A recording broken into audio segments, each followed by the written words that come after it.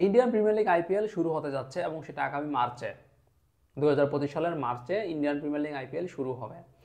বাংলাদেশ এবং ভারতের মধ্যে যে বৈরী সম্পর্ক এই মুহূর্তে বিরাজমান, এখন দুই দল কিন্তু মোটামুটি একটা শত্রুভাবাপন্ন অবস্থা। আহ, বা- বাংলাদেশ যেমন ভারতকে শত্রু মনে করছে, আমার মনে হয় ভারতে এখন বাংলাদেশকে শত্রুই মনে করছে। আর আগের মতো যে বন্ধু, সে বন্ধু আর ভাবার আসলে সুযোগ নাই। তো আর যখন 2.5 মাস পর হয়তোবা এই পরিস্থিতি চেঞ্জ হলেও হতে পারে, হয়তো এখন যতটা মারমুখী অবস্থা সেটা নাও থাকতে পারে, কিন্তু 2.5 মাস পর যখন আইপিএল শুরু হবে, সেই আইপিএলে বাংলাদেশের দর্শক হিসাবে বা বাংলাদেশের ভক্ত হিসাবে আপনি কি আইপিএলে কোনো দল সাপোর্ট করবেন কিনা? ইন্ডিয়ান প্রিমিয়ার লিগ আইপিএলে এবার বাংলাদেশের কোনো প্লেয়ার নাই, একটা প্লেয়ারেরও এবার জায়গা হয় নাই।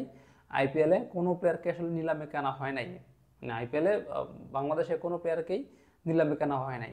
তো এই আইপিএলে বাংলাদেশের কাছে আপনার এমনিতেই তো অর্ধেক উত্তেজনা শেষ। মুস্তাফিজ বা সাকিব আল হাসানরা যদি থাকতো তাহলে তাদের জন্য হলেও আগ্রহ থাকতো বা আগ্রহী হতো ভক্তরা, এখন তো সেটা নাই, যার কারণে এই আগ্রহটা কাজ করবে না।